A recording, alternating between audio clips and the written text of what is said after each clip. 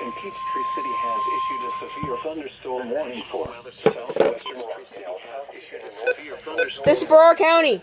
Southwestern North Central Georgia, North Central Georgia, Eastern and North Central Georgia, Central Georgia, West Central Eastern Daylight Time, North Central Georgia. At 6:45 p.m. Eastern Daylight Time, a severe thunderstorm was located over Kellytown or near McDonough, moving southeast at 30 miles per hour.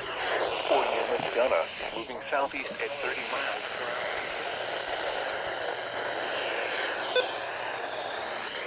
Source, radar indicated. Impact, expect damage to roofs. Sighting, entries. All locations, Kellytown, Oak Hill, and Rocky Plains. For your protection, move to an interior room on the lowest floor of a building.